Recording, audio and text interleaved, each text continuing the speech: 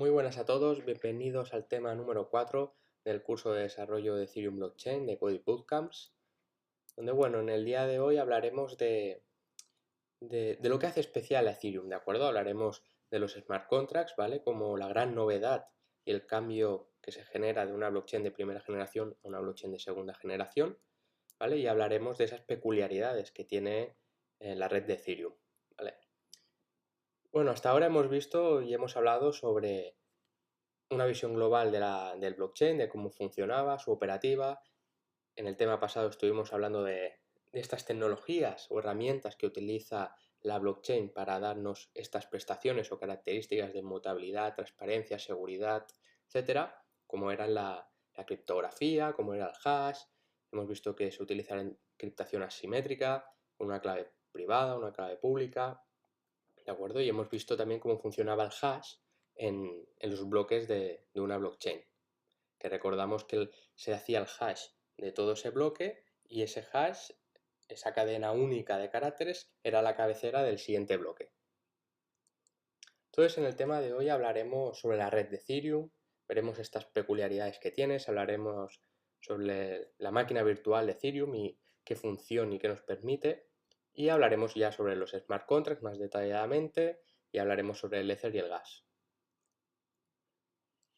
Entonces, para empezar este tema, vamos a ver las características básicas y más importantes que tiene la red de Ethereum, ¿vale? Que como ya sabemos es una blockchain pública, donde todo el mundo puede acceder a ver toda la información de esta blockchain, ¿vale? Existen páginas web como Etherscan, donde puedes ver toda la información de las transacciones, de los bloques, etcétera, y nos permite administrar cualquier tipo de activo, ya que gracias a los smart contracts podemos crear cualquier tipo de activos tanto tangibles como intangibles, ¿vale? Y podemos hacer transferencias de estos activos y ejecutar acciones, ¿vale? Sobre las transferencias gracias a los smart contracts. Luego también, como no, nos permite ejecutar smart contracts en la red Ethereum en la red de Ethereum, ¿de acuerdo? Además, estos smart contracts se pueden escribir en varios lenguajes de programación, aunque veremos cuál es el más popular y el más utilizado en smart contracts de Ethereum, ¿de acuerdo? Y luego una de las claves más importantes de la red de Ethereum es la EVM, ¿vale? Que es lo que se conoce como la Ethereum Virtual Machine, la máquina virtual de Ethereum.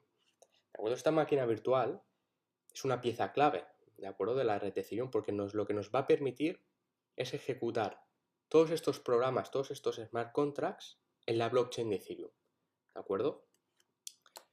Lo que vamos a hacer cuando tengamos nuestro smart contract escrito, ¿vale? Con un código de alto nivel, como puede ser JavaScript o Solidity, que es el más utilizado, se va a compilar de manera que la máquina virtual entienda este código y se pueda ejecutar y desplegar en la blockchain de Ethereum, ¿vale? Este sería el concepto básico y el funcionamiento de lo que es la máquina virtual de Ethereum.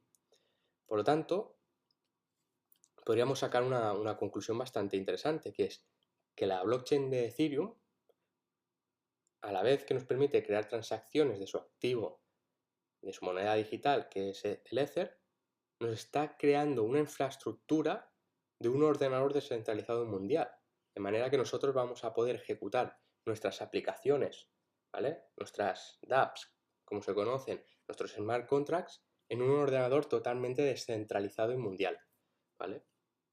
Esta es una de las aplicaciones y características más importantes que tiene la red de Ethereum, ¿de acuerdo? Y vemos que es la diferencia básica entre una de primera generación y una blockchain de segunda generación.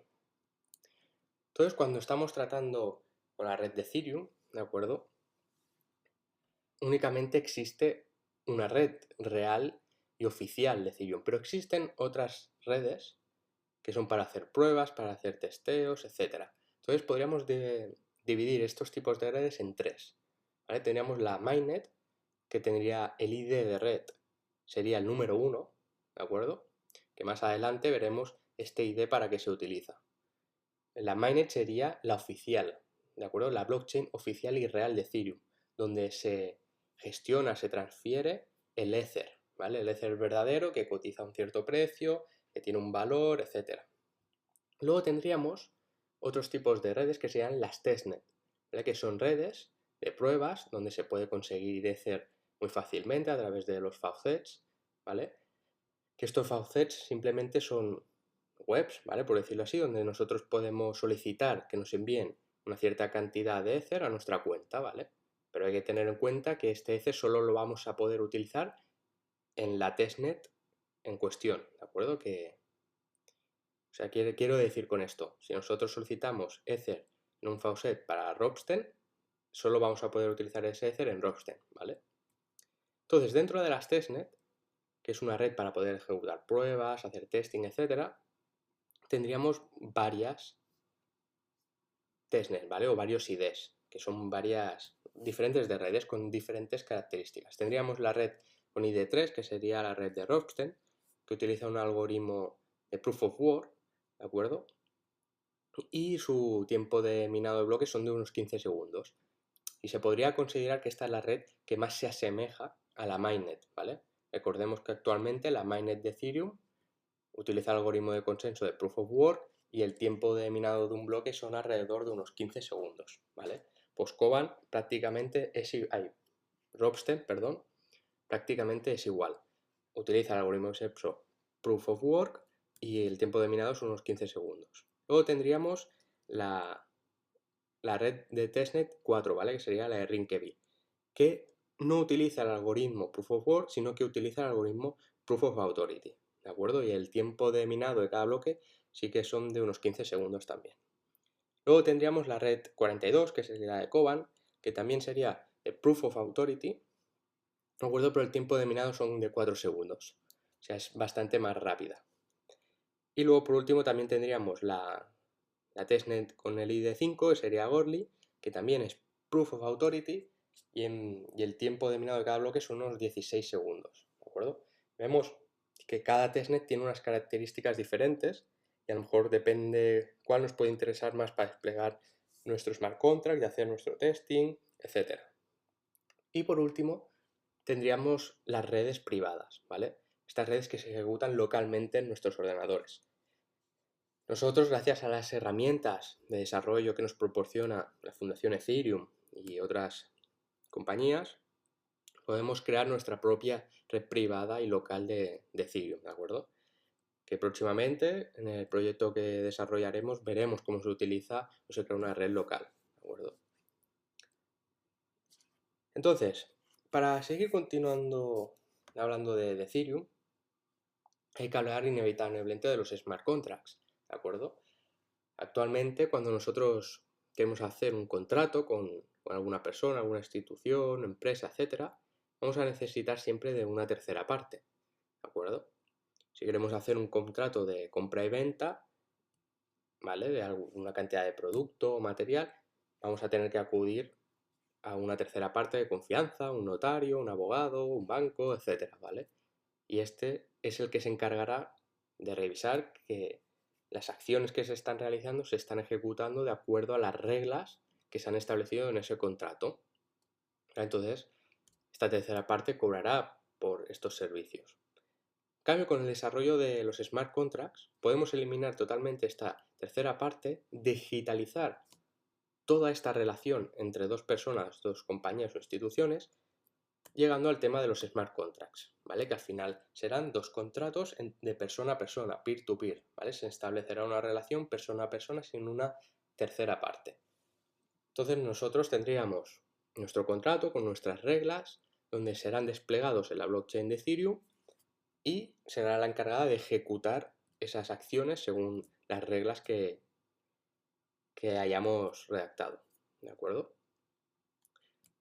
Entonces vamos a ver un ejemplo, ¿vale? De cómo sería un contrato inteligente, ¿vale? Un smart contract. Y bueno, tenemos aquí a nuestro amigo John, a nuestro amigo Peter, donde Peter tiene a la venta un producto, ¿vale? Que vale un Ethereum. Y nuestro amigo John quiere comprarlo. Entonces se crea un smart contract, ¿vale? Donde vamos a configurar una serie de reglas para establecer este vínculo de confianza sin depender de un tercero.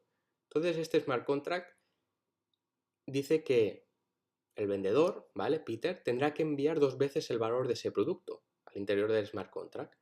Y el comprador, John, también va a tener que enviar dos veces el valor de del producto, ¿de acuerdo? Si el producto vale un Ether, Peter como vendedor enviará 2 Ethers y John como comprador también enviará 2 Ethers, ¿vale? De forma que el smart contract tendrá dentro, almacenará 4 Ethereums, 4 Ethers, ¿de acuerdo?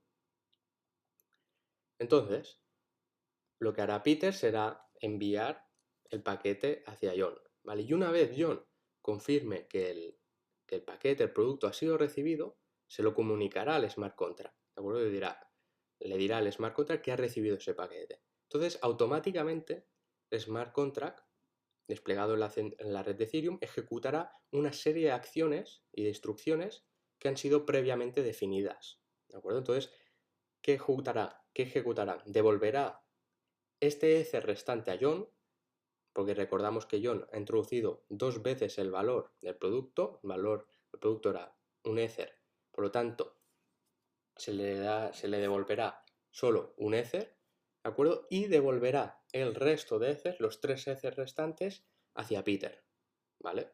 Entonces finalmente el smart contract, su balance será 0 y John tendrá su producto con su Ether de vuelta y Peter como vendedor recibirá los 2 Ether que puso como modo de confianza y el Ether del coste o del valor del producto que ha pagado John.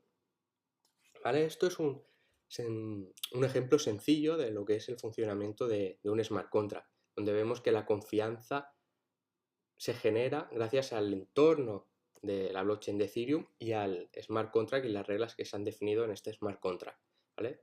Vemos que no es necesaria una tercera parte para realizar este proceso o supervisar este proceso.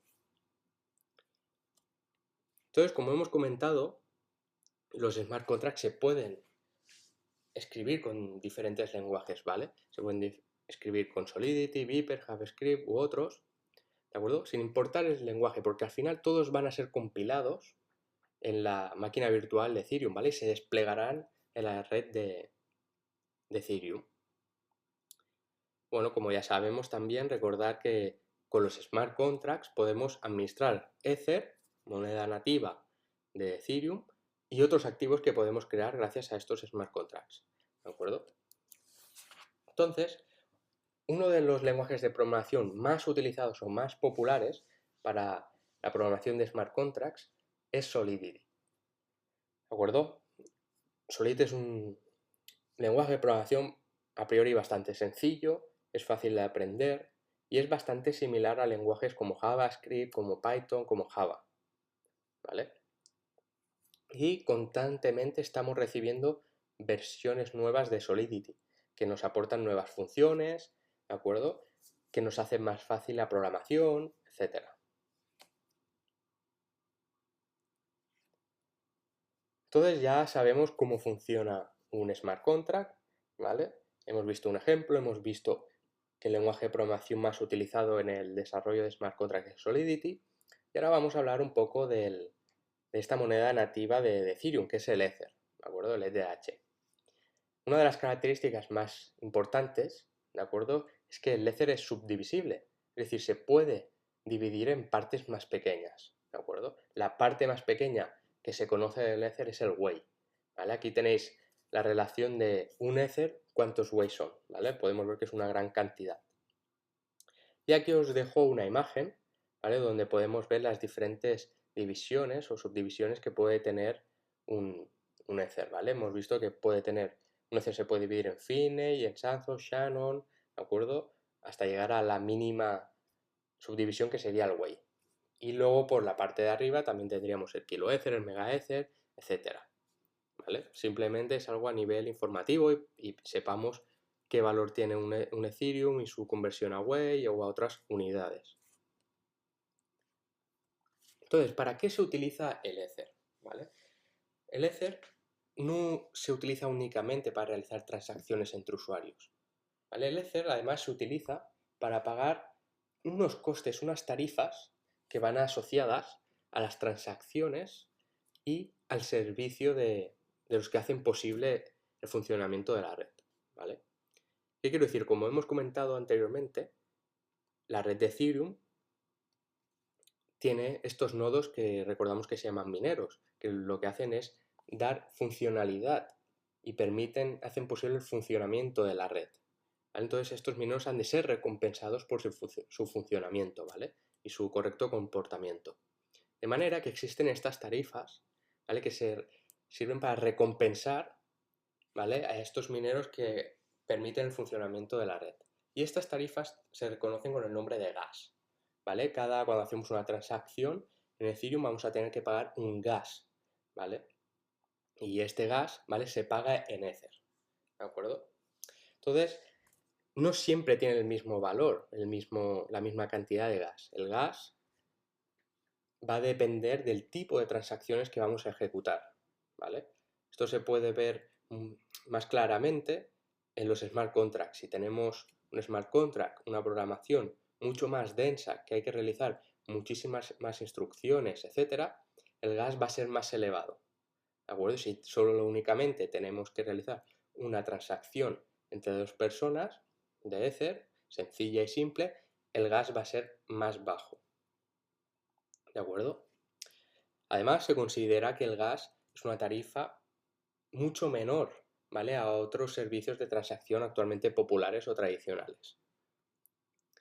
Entonces, aquí vemos un ejemplo, ¿vale? De información sobre una transacción, ¿vale? Donde podemos ver el transacción hash de esa transacción, podemos ver el origen y el destinatario de esa transacción y vemos aquí dos costes, ¿vale? Vemos el coste de transacción, ¿vale? Donde vemos que su valor, las unidades que tiene el valor es en gas, ¿vale? Y un coste de ejecución, donde también podemos ver que sus unidades son en gas, ¿vale? Entonces, existen dos tipos de costes, ¿vale? Cuando hacemos una transacción, el coste de transacción y el coste de ejecución.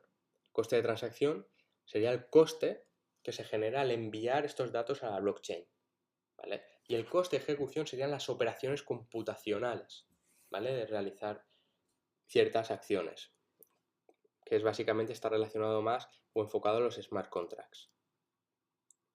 Entonces hemos visto en este capítulo o en este tema 4 elementos importantes ya de la red de Ethereum, como es los smart contracts, hemos visto el Ether, hemos visto el gas, hemos visto las diferentes redes que hay, la red principal, la mainnet, las testnet y la red local. Entonces vamos a ir con este ponte a prueba, ¿vale? Donde parar el vídeo para hacer las preguntas y bueno, ahora vamos con las respuestas. Bueno, vamos allá con las respuestas. Primera pregunta, ¿verdadero o falso? ¿Ethereum fue construido para mejorar el concepto blockchain? Verdadero, ¿vale? Ethereum es una blockchain de segunda generación que se construyó para evolucionar lo que eran las blockchains de primera generación. Y hemos llegado a un punto donde Ethereum nos crea una infraestructura similar a un ordenador descentralizado mundial, donde vamos a poder ejecutar, ¿vale? Programas informáticos conocidos como dApps. Segunda pregunta, ¿verdadero o falso? ¿Los smart contracts se ejecutan en una máquina virtual de Ethereum? Verdadero, ¿vale? Gracias a la máquina virtual de Ethereum podemos ejecutar y desplegar estos smart contracts en la red de Ethereum, ¿vale? Para que la red y la blockchain los pueda entender. ¿Se pueden hacer pagos en Ethereum? Correcto, sí se pueden hacer pagos en Ethereum, ¿vale? Podemos hacer transacciones con el Ether, sin problema. Pregunta verdadero o falso, ¿Ethereum puede ser subdividido?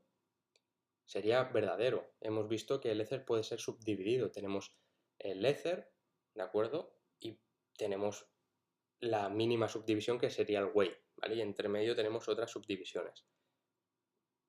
¿Verdadero o falso? ¿Las transacciones en Ethereum son gratis? Esto sería falso. Hemos visto que estas transacciones tienen un coste, ¿vale? Que sería el gas que hay que pagar y que este gas es el que se utiliza para recompensar a estos nodos mineros que permiten el funcionamiento correcto de la red de Ethereum. Vamos con una pregunta verdadero o falso. ¿Los smart contracts solo son escritos en JavaScript? Esto sería falso. ¿Vale? Hemos visto que uno de los lenguajes de programación más conocidos o más utilizados en el desarrollo de smart contracts es Solidity, ¿vale? Hay otros lenguajes como Viper, Python, etc. Vamos con otra pregunta, verdadero o falso. ¿Los pagos en Ethereum se realizan en dólar estadounidense? Esto sería falso, ¿vale? Hemos visto la moneda nativa de Ethereum es el Ether, ¿vale? Y nosotros, gracias a los smart contracts, podemos crear otros activos, pero no se realizan con el dólar americano, ¿de acuerdo? O sea, esta pregunta sería falsa. Entonces aquí os dejo un resumen, ¿vale? De los conceptos más importantes, donde, bueno, las fees se pagan con Ether, ¿vale? Sabemos que el Ether es subdividible, que Solidity es el lenguaje más popular para desarrollo de smart contracts, los diferentes tipos de redes, ¿vale? Etcétera.